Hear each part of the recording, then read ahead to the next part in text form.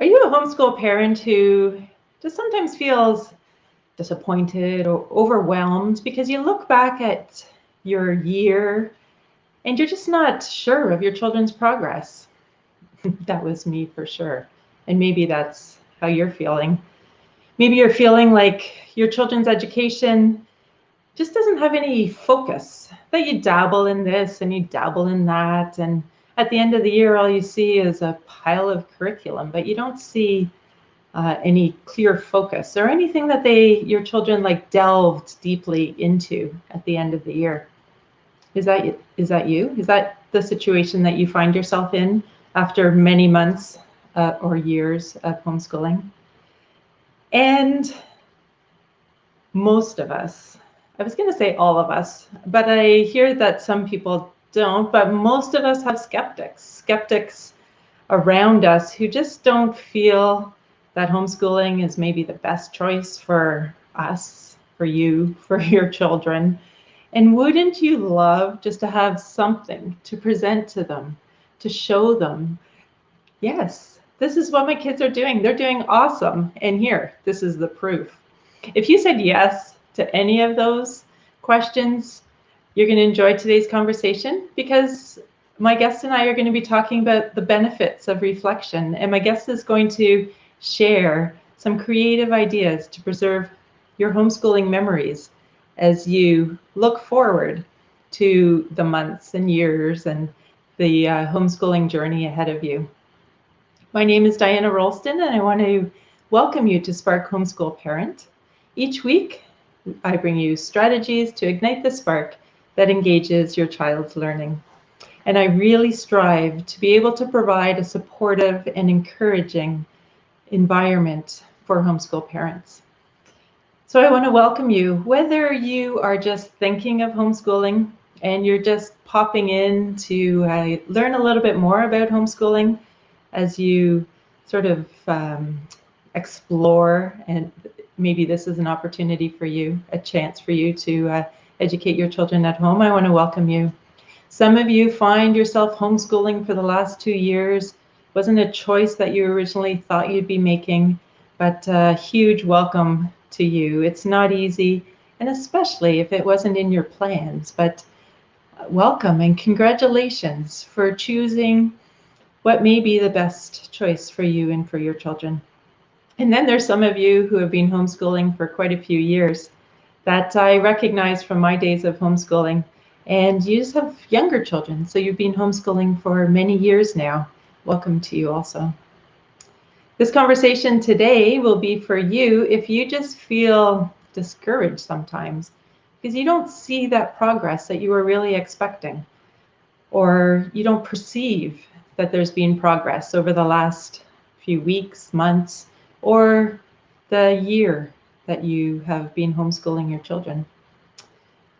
You can enjoy today's conversation. If you feel like your children's education is lacking that focus, you dabble here and there, but you don't see a thread, a connecting thread that brings everything in focus and clear to you as to what they've been learning this year. And then, like I said, those skeptics, this conversation is for you. If you would just like to have that something to show them that, yes, my children are doing well and I'm doing well, and this is what they're learning. My guest is going to be sharing some creative ideas to help you in those areas. This again is Spark Homeschool Parent, and as you're coming on, joining us, please say hi, send a quick note, or if you're watching the replay, do that also. I'd love to hear where you're tuning in from and how you connect with this topic. I'm Diana Rolston, and again, today's conversation is the benefits of reflection, and my guest today is going to be sharing some creative ideas to preserve those homeschooling memories as you look and as you plan and forward into the future, making those goals for your children. I have the pleasure of welcoming my guest and the privilege of talking with her. She's a mom of 2 homeschool graduates. Will is now in college in the US, and Hosanna is in high school.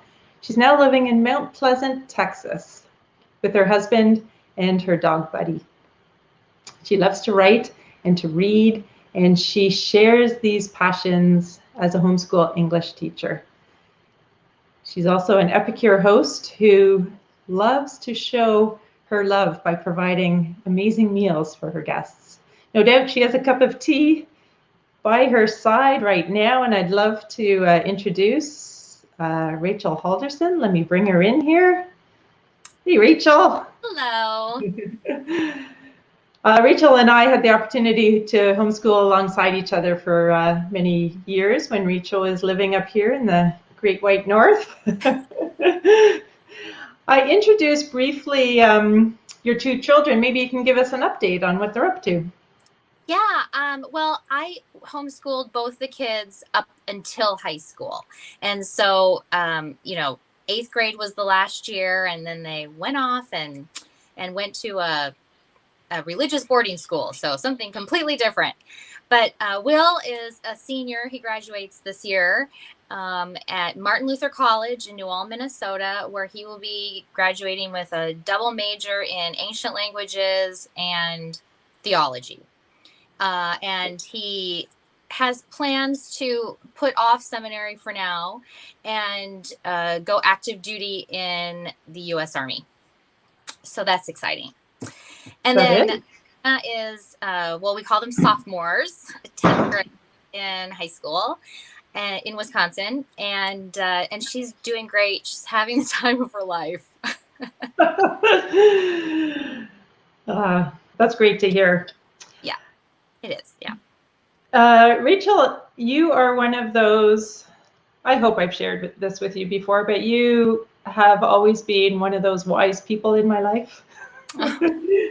We had an opportunity when we were homeschooling to share some of our struggles, to share many of our successes. And that was a topic of my conversation in the Facebook Live last week, just the importance of having at least one person to confide in, to connect with, sharing those successes, but also those struggles. So thanks for doing that. Likewise. And there are a lot of homeschoolers who just feel discouraged sometimes, overwhelmed when we look back at the year that's passed and we just wonder, what have we accomplished? What have my children done this whole year? And you have some really, you have a creative idea on how to preserve those memories. Can you share that with us? Yeah, absolutely. So it's not the end of the year yet. So there's still time to do this for this year, which is great that you're doing it now. But I started at one point scrapbooking on, I used Shutterfly. So at the end of every school year, usually then when I got to June or July, I'd try to do it right away before I forgot. I would put together a Shutterfly online scrapbook of that school year. And that would force me to go back and find all the photos that I took and then put them together in a way that that makes sense in the scrapbook. And what that did for me, and I didn't plan on it, but what that ended up doing for me is it made me realize so often we get to the end of the school year and we're all exhausted, parents and kids alike, and wondering, like you said, what the heck just happened? Like, did we even do anything? And so many times I felt that way. And when I did the act of putting the scrapbook together, it blew me away how much we did.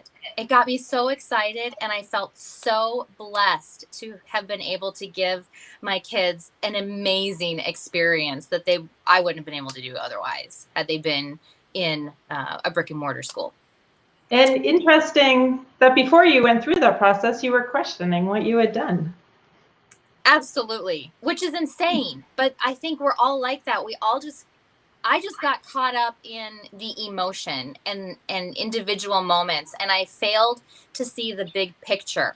I think that's what the scrapbooks do. They give the big picture, just snapshots of the year. And And then I look back on it now. This gave me a great opportunity to look back on them. 15 years of homeschooling for me. And each year had such personality. And I'm so glad I wrote it down and took the pictures. And, some of my early scrapbooks were before the smartphone. So I actually had to haul my camera around. And I'm glad I made the effort. It was really worth it. And like you say, yeah, now it's even easier when we have our phone with us to just take the pictures. Stop for just a brief moment. Yes. And I got to the point too where I was taking, one might think odd pictures, but for instance, one of my favorite homeschool covers, if I could share this with you, is right here.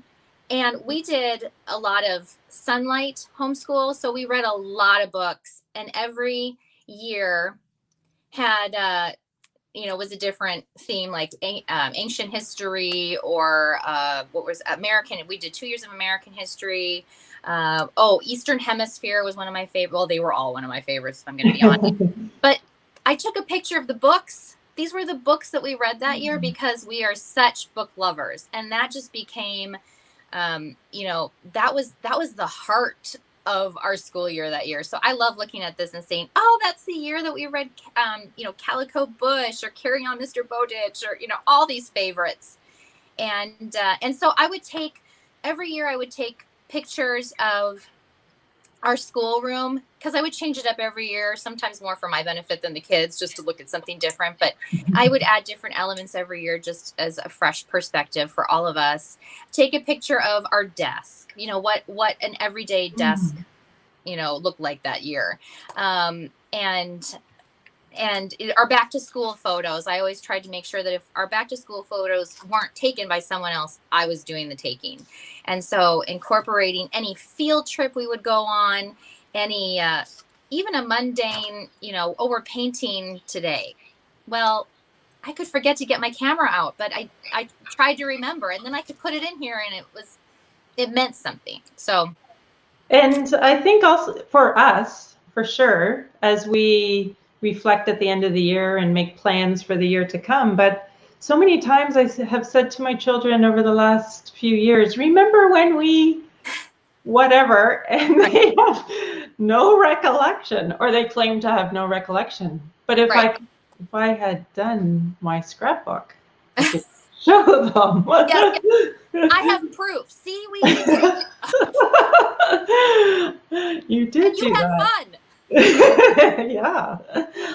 You had also shared that you noticed threads throughout the year, whether it was intentional or not. There was one year we were homeschooling at the time. There was a Winter Olympics. And I had found that was the year that we really focused on different countries and flags and geography and culture, which was just the outcome of watching the Olympics and using the Olympics as a focus. And remember, your son and two of my boys had a Lego robotics competition, which was also with the theme of the Olympics. And I just came across that picture lately with their toque and their goggles and winter sports. And then you were sharing earlier this week about a thread that you found one year. Yeah, it was funny. I got to the end of one school year and I found it ended up being the school year of birds. So it was the year that a robin mama built a nest in our play structure, and I caught it too late. So she had already fashioned it just so and laid her baby eggs. So I thought, well, okay, this is going to be, an opportunity to watch these eggs and document them and look at them every day and watch them hatch. And it was quite a lovely experience. But it was also the same year where another homeschool mom friend of ours organized a bird banding field trip, which I didn't even know anything about before. So we got to do, learn about the migration of the birds and how they, would monitor it with these bands, and the kids helped put them on, and it was amazing. And that was a great time. Mom that year had organized another field trip with like a first aid bird, I don't even remember, hospital kind of thing. We went to that. And so it ended up being this year of birds that, I'd like to say I planned thoughtfully at the start of the year. but I just love how stuff like that happens. And some years had more field trips than others. I mean, my goodness, all the museum trips, all the, every year I was reading through the books, and every year I said, this was the year of field trips. Well, every year was the year of field trips. And we do have to appreciate that maybe that is not the case these last couple of years, especially not good point up here. But there are still so many opportunities, and just getting out, and there is no stopping people from getting together in small groups for sure. But taking pictures of, because it's easy, to think back, try to remember, and not remember. It's also an opportunity when we're reflecting to be grateful. It's not boastful or prideful, but to be grateful for the opportunities that we were able to have. And then to use that as a chance to reflect and think over, and just be encouragement as we move on and make adjustments. I mean, not everything is all wonderful, and I don't know if you just omitted some pictures or you put some of those in there also. Oh yeah.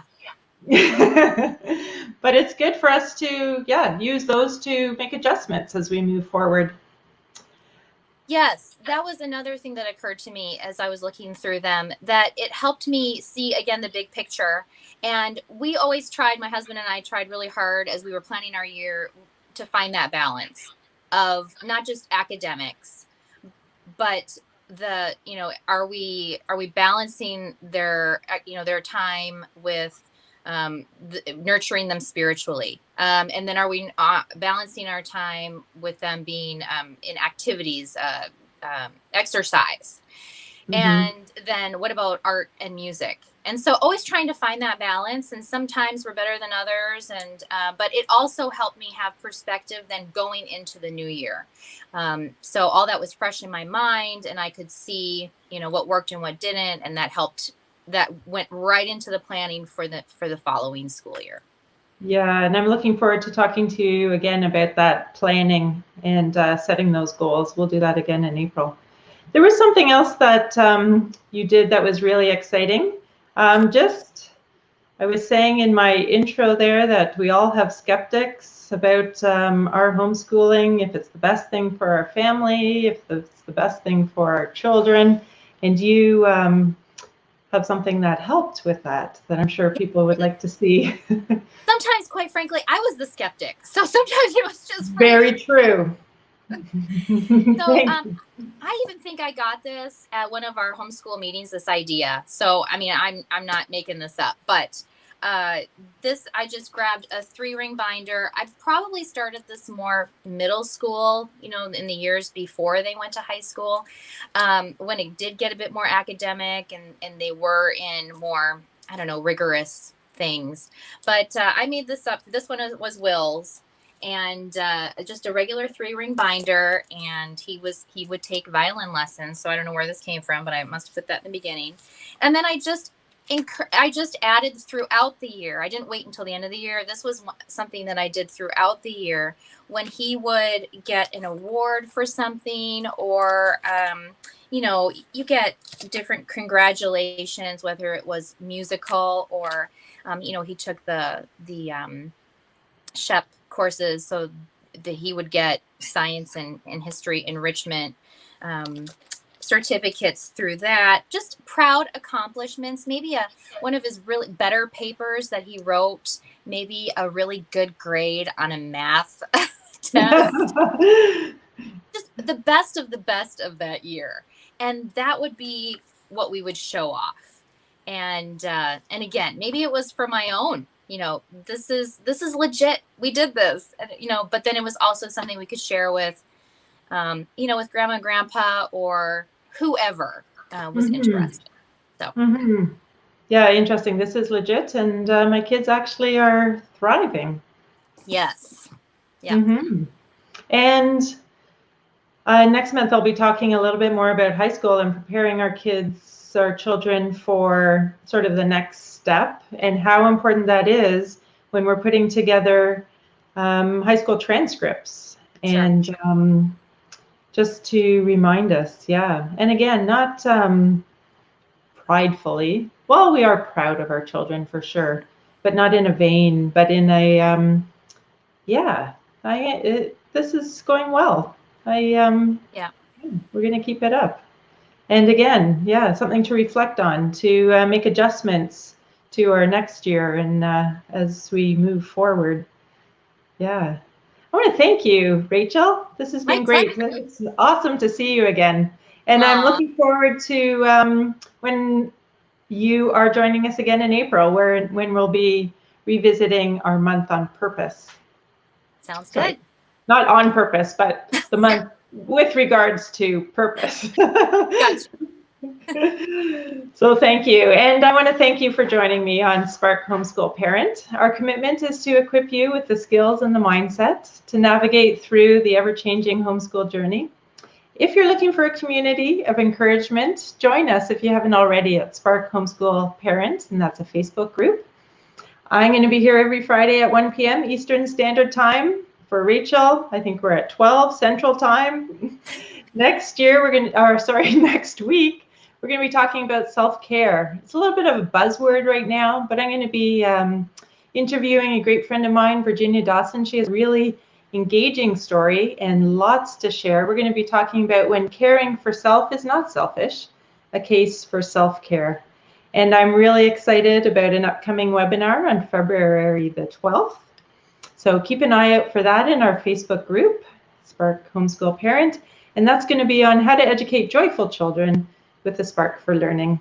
And in the meantime, remember that as a homeschool parent, you can ignite the spark that engages your children's learning.